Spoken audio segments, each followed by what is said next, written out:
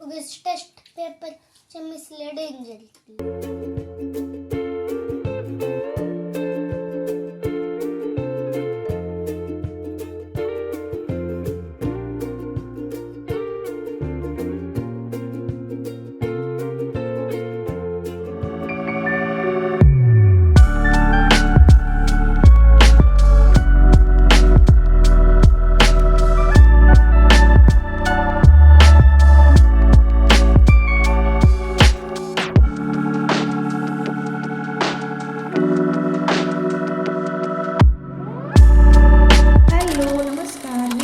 आणखी एका नवीन ब्लॉगमध्ये आपलं मनापासून स्वागत करते.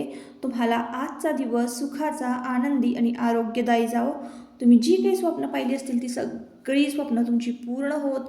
त्याचबरोबर शुभ सकाळ सर्वांना. सकाळची वेळ आहे आणि आजचा वार आहे शुक्रवार. तर सकाळी उठल्यापासूनच देवांशला काय प्रश्न मला विचारायचा होता आणि त्याला माझ्याकडनं नक्की काय उत्तर पाहिजे होतं हेच मला कळत नव्हतं. तर उठल्या तो विचारत होता की मम्मी आज काय आहे, आज कुठला तास भरायचा आहे, आज कुठले तास आहेत.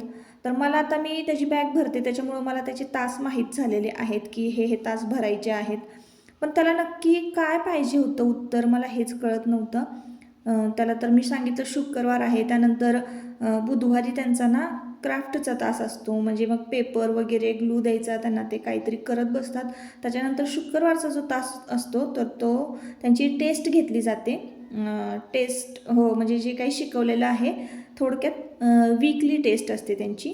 तर त्यासाठी तो ना थोडासा घाबरतोय. म्हणजे त्याला पेपर असं नकोच वाटतं द्यायला, किंवा मग मिस त्याला ओरडत असतील, तो रायटिंग करायला खूप कंटाळा करतो असं आहे.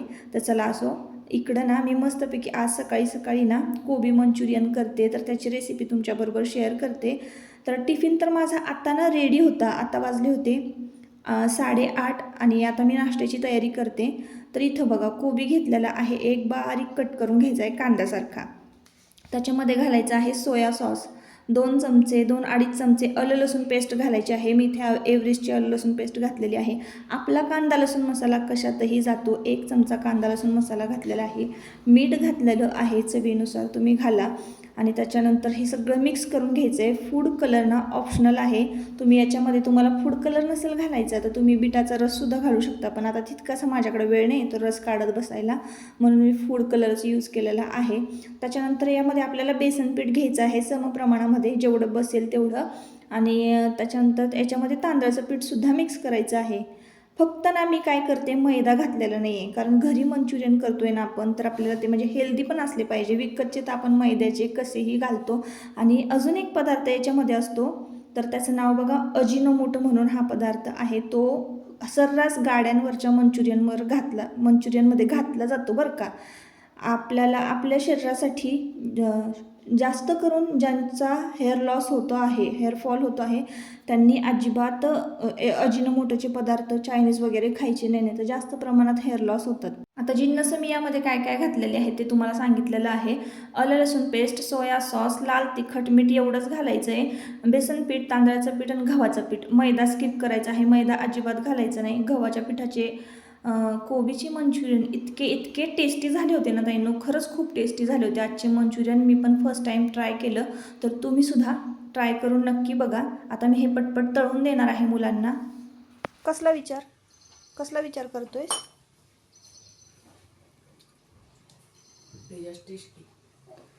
टेस्ट पेपर आहे आज म्हणून विचार करतोय. हा, मग काय लिहायला सांगतात तुम्हाला टेस्ट पेपरमध्ये? उगीच टेस्ट पेपरचे मिसले डेंजर. ह्याचा विचार करतो का? जर उशिरा आले होते फॅनमध्ये उशिरा नाही बाळा, बघ 9:30 वाजले. ते बघ, तुमची शाळा असती 10 वाजता, 9:30 वाजता झाले बघ. हे बघ टिफिन बिफिन रेडी आहे. हे बघ एवढं मंचुरियन मी किती पटकन केलं. उशीर नाही झाला. आणि तुला जे येत असेल ना ते लिही, काय नसेल ते जाऊ दे तिकडं. हा, एवढा काय विचार करायचा ते? तुला फटके देईन. कसं झालंय, लय भारी लागते का नाही गाड्यावरच्या पेक्षा. तुम्हाला देऊ का थोडंसं खायला? हे मंचुरियन केले. तर इथं तुम्ही मंचुरियनचा कलर बघा किती छान आलेला आहे. अजून थोडा फूड कलर असताना याच्यामध्ये अजून छान अगदी बाहेरच्या सारखेच झाले असते. तर आता हे तळायचे कसे, तळण्याच्या काय काय ट्रिक्स आहेत ते मी तुम्हाला पुढे सांगते, व्हिडिओ कंटिन्यू करा. तर काल मला ना ज्यांनी ज्यांनी शुभेच्छा दिलेल्या आहेत त्या सगळ्यांचे मनापासून आभार. तुम्ही एवढं सगळं प्रेम देताय मला आणि खूप साऱ्या शुभेच्छा आल्या बरं का. पर्सनली मी थँक्यू असं कमेंटमध्ये नाही लिहिलं, फक्त सगळ्यांच्या कमेंट लाईक केलेल्या होत्या. तर एवढं छान छान मला शुभेच्छा दिल्या त्याबद्दल पुन्हा एकदा तुमचं मनापासून आभार आहे. तर असो, आता चला इकडं बघा, मंचुरियनची रेसिपी आज मी तुमच्याबरोबर शेअर केलेली आहे. तर आपण जे गाड्यावरची मंचुरियन खातो त्यामध्ये ना मैदा जास्त प्रमाणामध्ये वापरला जातो बरं का. आणि आपण आता हे जे मंचुरियन केलेले आहे ना, यामध्ये फक्त गव्हाचं पीठ, तांदळाचं पीठ आणि बेसन पीठ याचा वापर केलेला आहे. हे 3 पीठ मिळून ना हे पीठ मळलेलं होतं, मी तुमच्या समोरच मळलेलं आहे. तर इतकं टेस्टी लागतं ना ते, मी खरं सांगू का, मी गाड्यावर पण इतके टेस्टी खाल्ले नाही आणि मी फर्स्ट टाइम बनवले ना, तर ते खरंच खूप मस्त टेस्टी लागले. तर काय करायचं आहे आता, मुलांना तळून दिलं, घाई गडबड होती, त्यांनी जेवढं खाल्लं तेवढं गडबडीत मला शूट घेता आलं नाही, म्हणून मग मी आता हे माझे जे आहेत घरातले सगळे खायचे राहिलेले आहेत, तर म्हटलं चला आता हे तळून दाखवूया तुम्हाला नक्की हे कसे तळायचे, म्हणजे काय ट्रिक आहे तळायची सुद्धा, जेणेकरून ते छान क्रंची आणि आतून सॉफ्ट होतील. तर ब्लॉग कंटिन्यू करा. तर आता मुलांना गरम गरम ना मंचुरियन आधीच तळून दिले होते, तर घाई गडबडीमध्ये मी काही कॅमेरा ऑन केला नव्हता. मुलं शाळेत गेलेले आहेत आता, तर चला म्हटलं निवांत तुम्हाला तळून दाखवूया. थोडंसं पीठ राहिलेलं आहे, बाकी सगळ्यांना गरम गरम तळून दिले आणि मीच फक्त राहिले होते, आजी बाबा. तर आता खूप वेळ झालं हे पीठ तसंच होतं, त्याच्यामुळे ते थोडंसं पातळ होऊ शकतं, कारण कोबीला थोडं पाणी सुटतं. तर याच्यामध्ये ना मी तांदळाचं पीठ आता मिक्स केलेलं आहे. मी तुम्हाला सुरुवातीला ज्या क्लिप्स दाखवलेल्या आहेत ना पॅकेट सील करायच्या, तर ते प्रोडक्ट मी टॅग करते. मी फ्लिपकार्टवरून घेतलेलं आहे, एकदम मस्त आहे बरं का. कारण आपण बिस्किट किंवा फरसाणा चिप्सचे पॅकेट असेच उघडे ठेवतो, मग ते हवेने सगळं सादळून जातं. तर त्याच्यासाठी ह्या क्लिप्स एकदम एक नंबर आहे. आणि हे तांदळाचं जे पाऊच होता तो त्या क्लिपनं मी सील करून ठेवला होता. तर चला, तुम्हाला पाहिजे असेल तर चेक करा, डिस्क्रिप्शनमध्ये मी प्रोडक्ट टॅग केलेलं आहे. आणि इथं बघा, आता गोल असे मंचुरियन सोडून घ्यायचे आहेत. थोडंसं तांदळाचं पीठ मिक्स केलं ना की अजूनच क्रंची होतात. खूप कमी प्रमाणामध्ये बेसन पीठ घ्यायचं आहे आपल्याला आणि जास्त प्रमाणामध्ये थोडंसं म्हणजे गव्हाचं पीठ आणि तांदळाचं पीठ हे सम प्रमाणात असलं पाहिजे. खूप कमी प्रमाणामध्ये बेसन पीठ घ्यायचं आहे. 2 चमचेच घेतलेलं होतं मी बेसन पीठ आणि सगळे इन्ग्रेडियंट्स मी अंदाजे घातले, त्याच्यामुळे तुम्हाला अंदाज नाही येणार. पण काय करायचं माहिती आहे का, अंदाज कसा लावायचा, कोबीमध्ये पाणी न घालता थोडे पिठं मिक्स करून घ्यायचे आणि भज्याचं जसं सरबरीत पीठ असतं ना घट्ट, म्हणजे थोडंसं असं पातळ, तसं नाही करायचं, आपल्याला थोडंसं घट्ट करायचं आहे, जेणेकरून त्याचे गोल गोळे आपल्याला तेलामध्ये सोडता यावेत. आणि जसं बसल पीठ तसं आपण अंदाज घेत चमचानं पीठ कोबीमध्ये घालायचं आहे आणि कोबीचं मंचुरियनचं पीठ मळून घ्यायचं आहे. तर तुम्हाला आता मी सुरुवातीला दाखवलं की मी पीठ कसं मळलेलं आहे. आणि आता इथं ना हा शेवटचा घाणा आहे, हा तळून घेते.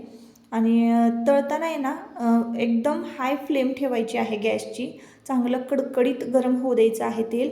आणि तेलामध्ये मंचुरियन सोडले की लगेच गॅस आपला बारीक करायचा आहे आणि मग लगेच तळत आले की मोठा करायचा आहे. बघा किती सॉफ्ट क्रंची झालेले आहेत. तर हा एक मी तुम्हाला दाखवते, म्हणजे सासूबाईंना दाखवते टेस्ट त्याची कशी वाटते कशी नाही.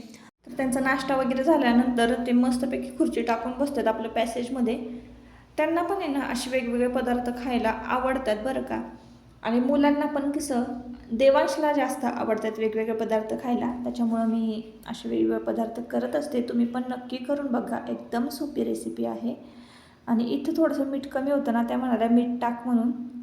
तर इकडं बघा, आता तळून घेतलेला आहे हा शेवटचा घाणा. आणि मुलं जोवर शाळेत जात नाहीत की नाही तोवर मला काही नाश्ता करायला वेळच मिळत नाही. इथं शेवटचं थोडंसं पीठ राहिलं होतं, त्यात बरोबर 12 मंचुरियन झाले होते. इथं मी दोघांना पण छोट्या वाटीमध्ये घेऊन आलेले आहे, आजीला दिलं आणि बाबांना दिलेलं आहे, 4 मला घेतलेले आहे. मी सकाळी चहा पण घेतला नव्हता, तर म्हटलं मस्तपैकी गरम गरम चहा आणि मंचुरियन एन्जॉय करता येईल. तर हे तुम्ही ना चिंग शेजवान चटणी जी असते ना त्याच्याबरोबर नक्की ट्राय करा, एकदम मस्त लागतात, सॉसबरोबर सुद्धा बरं का. आता चहा घेणार, नाश्ता घेणार आणि लगेचच पुढच्या कामाला सुरुवात करणार आहे.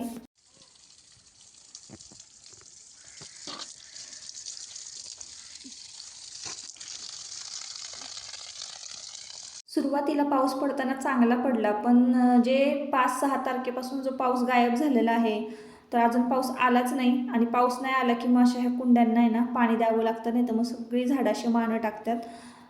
आपली कोथिंबीर पण छान उगवून आली होती, जी की मी मागच्या ब्लॉगमध्ये लावली होती. इकडं कावळ्यांना आहे ना तिथं वरती खायला ठेवलेलं असतं, तरीसुद्धा इथं खाली येऊन काही ना काहीतरी शोधतच असतात. तर इकडं बघा किती सुंदर असं छान छोटंसं फूल उगवलेलं आहे ह्या खडकामध्ये. तर मला असं काही युनिक दिसलं म्हणजे भारी वाटतं.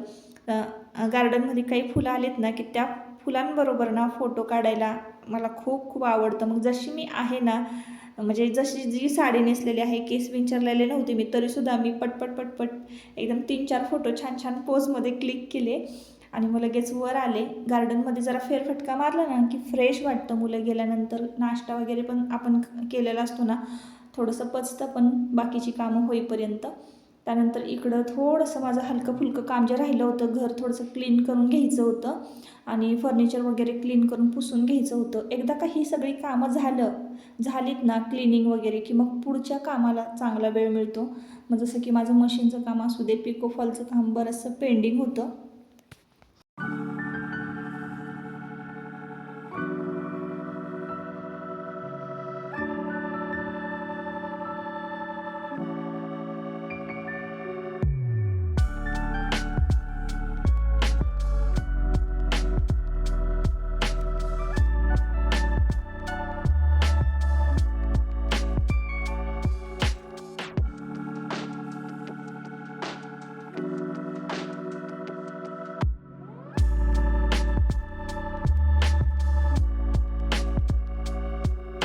तर दुपारच्या जेवणाला ना आज मस्तपैकी सोड्या बटाट्याचं कालवण होतं. त्याची काही रेसिपी मी तुमच्याबरोबर शेअर केली नाही.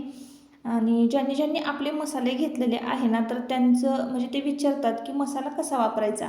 तर आपण जसं फोडणी देतो की नाही, तेलात कांदा वगैरे परतून किंवा लसूण वगैरे, आधी तेलात जिरं मोहरी टाकतो, लसूण परततो, कांदा परततो, जेव्हा हळद पावडर घालतो तेव्हाच आपला कांदा लसूण मसाला आहे ना फोडणीमध्ये घालायचा असतो. असा वरून कांदा लसूण मसाला कधीही घालायचा नाही बरं का. आता इथं माझं लोटून वगैरे क्लिनिंग सगळं झालं आणि एवढी सगळी कपडे आज ना धुवायला होते. तर फर्निचर पुसण्याआधी आणि लोटून वगैरे काढण्याआधी, सोफा क्लीन करण्याआधी मी हे सगळे कपडे भिजत घातली होती. आता हे सगळे कपडे ना स्वच्छ आधी धुवून घेतले. तर हे सगळे कपडे धुता ना मला 2 वाजले होते दुपारचे. आणि आजीबाबां तर जेवण घेतलं होतं, त्यांची जेवणं झाली होती, मीच फक्त एकटी जेवायची बाकी होती. जेवण कपडे धुतल्यानंतर आहे ना थोडंसं म्हणजे पटपट उरकतच नाही कपडे. तर त्यामुळं मी जेवायचे थांबले होते. म्हटलं चला सगळे कपडे धुवून घेऊया आणि मगच नंतर जेवूया. तर ऊन पडलं होतं छान खूप दिवसातनं. आता थोड्या दिवसांनी लगेच पाऊस लागला तर म्हणावे असे कपडे वाळणार नाहीत आणि मग कपड्यांचा ढीग साठत राहतो. मग ते घर असं कसं तरीच वाटतं, मेसी इकडं ढीग तिकडं ढीग कपड्यांचा म्हटलं की. आणि मग म्हणजे फ्रेश वाटतच नाही पावसाळ्यात. म्हणूनच मग आत्ता सगळी कामं आटपून घ्यावीत म्हटलं. इतकी छान कपडे मी अशी एकसारखी वाळत घातली होती ना, टी शर्ट एका बाजूला पॅन्ट असं. तर ते वाऱ्याने हालत होतं आणि इतकं छान दिसताना हे सगळे कपडे आता वाळल्यानंतर घडी करून ठेवायचे. तर तुम्हाला त्या कोपऱ्यामध्ये साड्या दिसत असतील ना, त्या साड्या मला पिको फॉल करायच्या आहेत आता बऱ्यापैकी घर छान आवरून झालेलं आहे आणि दुपारचा वेळ आहे. तर आता निवांत बसून एकतर आता व्हिडिओचं एडिटिंग आहे आणि मशीनवरचं काम आहे पिको फॉल करायचं, तर ते निवांत करत बसायचं. तर चला आता जेवणं वगैरे झाली माझी, निवांत वेळ आहे. 1 तास तरी माझ्यासाठी, 1.5 तास तरी आता निवांत आहे. तर चला मग आता या व्हिडिओचा इथंच शेवट करते. परत आपण पुन्हा भेटूया नवीन एका ब्लॉगमध्ये. तोपर्यंत स्वतःची काळजी घ्या आणि मजेत राहा. आणि आजचा रुटीन ब्लॉग तुम्हाला आवडला असेल तर नक्की आपल्या चॅनलला सबस्क्राईब करा आणि व्हिडिओला एक लाईक करा. चला बाय बाय.